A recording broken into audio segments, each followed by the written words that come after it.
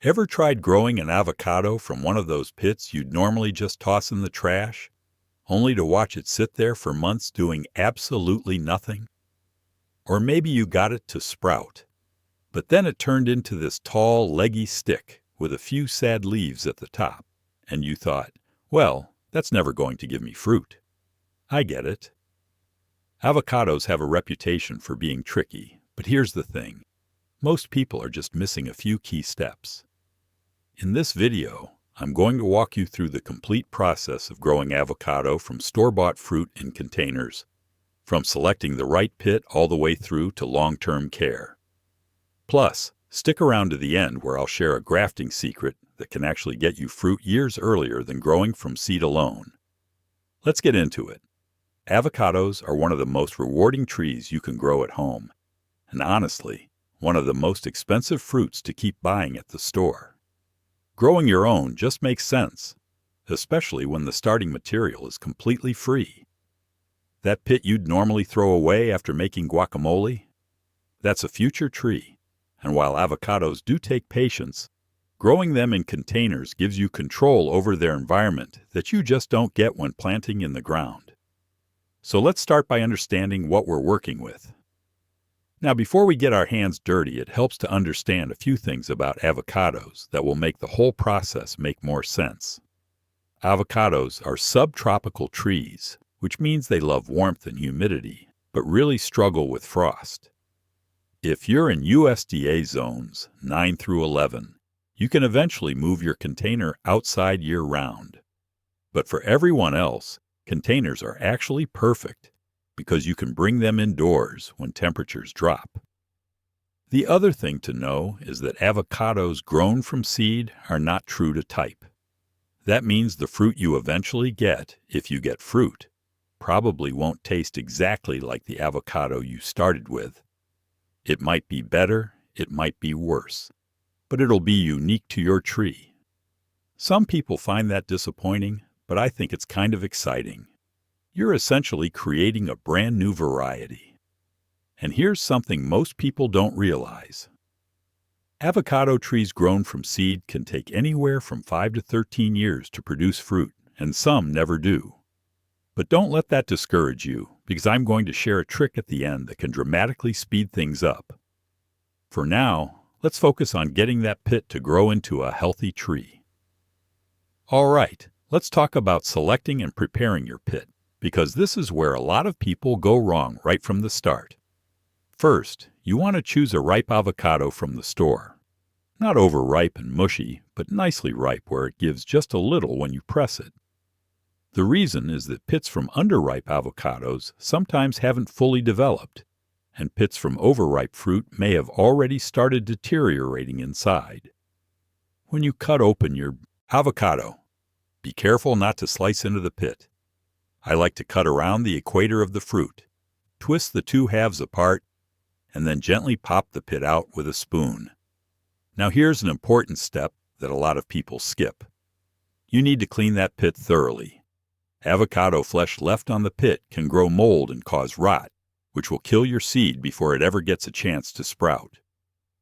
I rinse mine under cool water and gently rub off all the brown skin and any clinging fruit.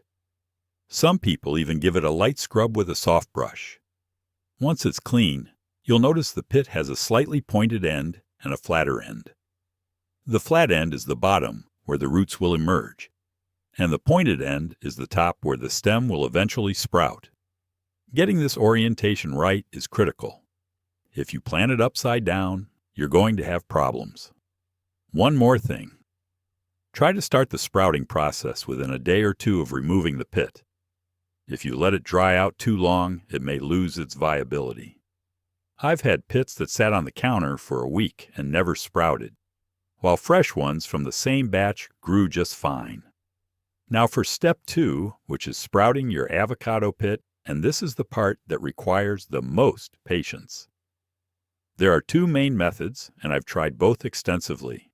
The first is the classic toothpick and water method that you've probably seen before. You take 3 or 4 toothpicks and insert them into the middle of the pit at a slight downward angle, about a 1/4 inch deep. These toothpicks act as a scaffold to suspend the pit over a glass or jar of water. You want the bottom third of the pit submerged in water, with the pointed end facing up and staying dry. Place it somewhere warm with indirect light, and then the waiting game begins. Change the water every few days to prevent bacteria and algae from building up. I usually change mine every 2 to 3 days, and I use room temperature water because cold water can shock the pit. Now here's where patience really comes in. It can take anywhere from 2 to 8 weeks for roots to appear, and sometimes even longer. You'll see the pit crack open first, which is actually a good sign. Then a taproot will emerge from the bottom and start growing down into the water. After that, a stem will eventually push up from the top. Don't give up if nothing happens for the first month. I've had pits that looked completely dead for 6 weeks and then suddenly burst into life. The second method is planting directly in soil, which I actually prefer these days. You skip the toothpick setup entirely and just plant the pit in moist potting mix with the top third exposed above the soil line. The advantage here is that you don't have to transplant a delicate water-rooted seedling later, and I've found the roots that develop in soil tend to be stronger and more fibrous than water roots. The downside is you can't see what's happening, so you just have to trust the process. Keep the soil consistently moist, but not waterlogged, and place it in a warm spot. Either method works, but if you're the type who likes to watch the progress, go with water. If you want a stronger root system and don't mind the mystery, go with soil. Once your avocado has developed roots that are a few inches long and a stem with some leaves, it's time to plant it in a proper container. And choosing the right container matters more than you might think. Start with a pot that's about 8 to 10 inches in diameter with excellent drainage holes. I cannot stress the drainage enough. Avocados absolutely hate wet feet, and root rot is probably the #1 killer of container avocados. I like to use terracotta pots because they're porous and allow excess moisture to evaporate. But plastic works fine too, as long as you're careful with watering. For soil, you want something that drains quickly but still holds some moisture. I mix regular potting soil with about 30% perlite or coarse sand to improve drainage. Some people add a bit of peat moss for moisture retention, but don't overdo it. You want that water flowing through, not sitting around the roots. When you're ready to plant, fill your container about 2/3 full with your soil mix. If you sprout it in water, be very gentle with those roots. They're delicate and can break easily. Create a little mound in the center, spread the roots out over it, and then fill in around them with more soil. The top of the pit should still be slightly exposed above the soil line, just like it was during sprouting. If you sprouted directly in soil, you can simply transplant the whole root ball into the larger container. Water thoroughly after planting until water runs out the drainage holes, then let the top inch or 2 of soil dry out before watering again. If you're finding this helpful so far, take a second to hit that subscribe button so you don't miss future videos. All right, let's keep going. Now let's talk about watering and light, because getting these right will make or break your container avocado. Avocados are a bit finicky when it comes to water. They need consistent moisture, but they absolutely cannot sit in soggy soil. The roots will rot faster than you'd believe. What I do is stick my finger about 2 inches into the soil. If it feels dry at that depth, it's time to water. If it still feels moist, I wait another day or 2. During the warmer months when the tree is actively growing, you might be watering every few days. In winter, when growth slows down, it might be once a week or even less. The key is to pay attention to your specific plant and environment rather than following a rigid schedule. When you do water, water deeply. I mean really soak it until water pours out those drainage holes. This encourages the roots to grow deep rather than staying shallow near the surface. Shallow watering leads to shallow roots, which makes for a weaker tree. Now here's something that catches a lot of people off guard. Avocados are sensitive to salt buildup in the soil, which can happen over time from tap water and fertilizers. You'll notice the leaf edges turning brown and crispy if this becomes a problem. Every few months, I do what's called a deep leaching. I take the pot outside or put it in the bathtub and run water through it for several minutes, letting it flush out any accumulated salts. It makes a real difference. As for light, avocados want as much as they can get. We're talking 6 to 8 hours of direct sunlight minimum. A south-facing window is ideal if you're growing indoors. If you don't have enough natural light, you might need to supplement with a grow light, especially during winter months when daylight hours are short. I've grown avocados under basic LED shop lights positioned about 6 inches above the leaves, and they did just fine. Without enough light, your tree will get leggy and weak, stretching toward whatever light source it can find. If you notice long gaps between leaves on the stem, that's a sure sign it needs more light. Feeding your avocado properly is the next piece of the puzzle, and it's where I see a lot of people either overdo it or completely neglect it. Young avocado trees don't need much fertilizer at first. For the first few months after planting, the energy stored in that big pit is actually fueling most of the growth. I usually wait until the tree has been in its container for about 2 to 3 months and has put on some solid growth before I start any feeding program. Once you do start fertilizing, avocados respond well to a balanced fertilizer or one that's slightly higher in nitrogen. I use an organic citrus and avocado fertilizer because it's formulated for trees with similar nutritional needs. You can find it at most garden centers. I apply it at half strength every 4 to 6 weeks during the growing season, which is spring through early fall. In winter, I back off entirely because the tree isn't actively growing and doesn't need the extra nutrients. Overfeeding is actually worse than underfeeding with avocados. Too much fertilizer, especially synthetic fertilizers, can burn those sensitive roots and cause the same brown, crispy leaf edges that salt buildup causes. If you're ever unsure, err on the side of less. One thing I've learned over the years is that avocados also appreciate a little extra iron and zinc. If you notice the leaves turning yellow while the veins stay green, that's usually an iron deficiency. A foliar spray with chelated iron can correct this pretty quickly. I keep some on hand and use it maybe once or twice a year as a preventative. The other ongoing care task is repotting as your tree grows. Avocados grow fast when they're happy, and they'll outgrow their containers every year or two.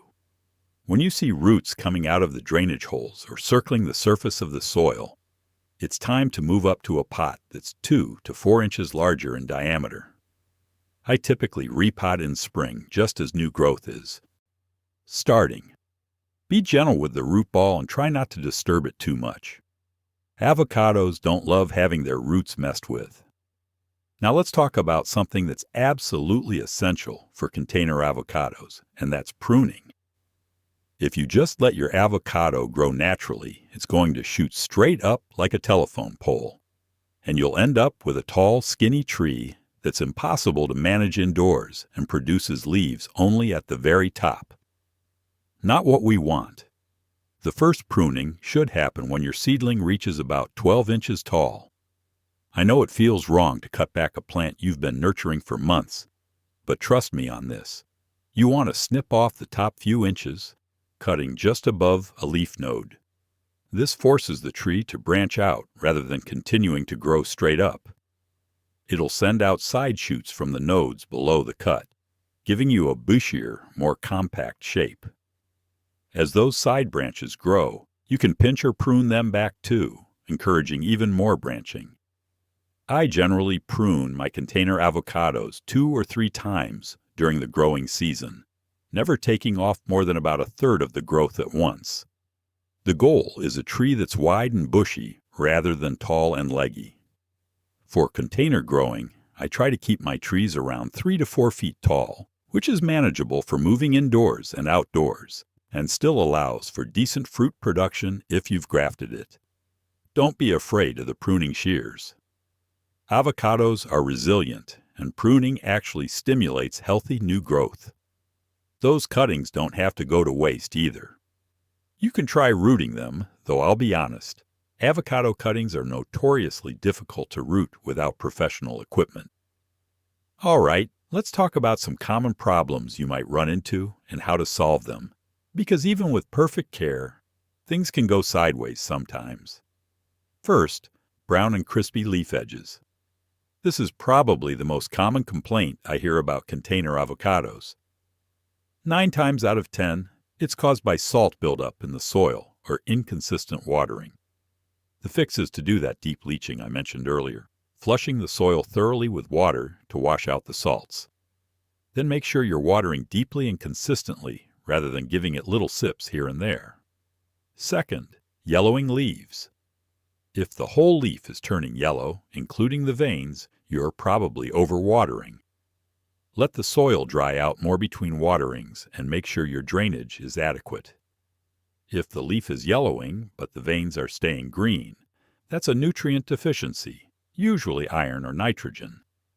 Adjust your fertilizing and consider a foliar spray. Third, dropping leaves. Some leaf drop is normal, especially when you move the tree from outdoors to indoors or vice versa. Avocados don't love sudden changes in their environment, but if leaves are dropping consistently, check your watering. Both overwatering and underwatering can cause leaf drop. Also, make sure it's not sitting in a drafty spot or near a heating vent. Fourth, no growth at all. If your tree just seems to be sitting there doing nothing, it's usually a light issue. Avocados need tons of light to grow actively. Move it to a brighter location or add supplemental lighting. Temperature can also be a factor. Avocados grow best when daytime temperatures are between 60 and 85 degrees Fahrenheit. Below 50 degrees, they basically shut down. Fifth, pests. The most common pests on indoor avocados are spider mites and scale.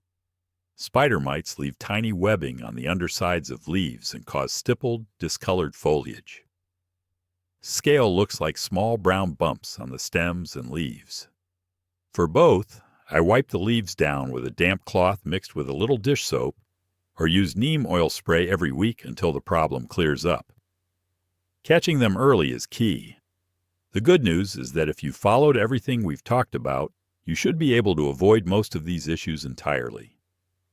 Now for that bonus tip I promised at the beginning, and this one's a game changer if you actually want to get fruit from your container avocado. Like I mentioned earlier, avocados grown from seed can take anywhere from 5 to 13 years to fruit, and they might never fruit at all. But here's the secret. You can graft a cutting from a known fruiting variety onto your seedling, and suddenly you've got a tree that can produce fruit in as little as 2 to 3 years. Grafting might sound intimidating, but it's actually pretty straightforward once you understand the basics. What you're doing is taking a small branch, called a scion, from a mature avocado tree that produces good fruit, and attaching it to your seedling, which becomes the rootstock. The rootstock provides the root system and vigor, while the scion determines what kind of fruit you'll get. The most common method for avocados is called cleft grafting. You cut your seedling off about a foot above the soil, make a vertical split down the center of the stem about an inch deep, then insert a scion that's been cut into a wedge shape. Wrap it tightly with grafting tape and wait. If the graft takes, you'll see the scion start to push out new growth within a few weeks. You can source scions from local avocado growers, gardening clubs, or online exchanges.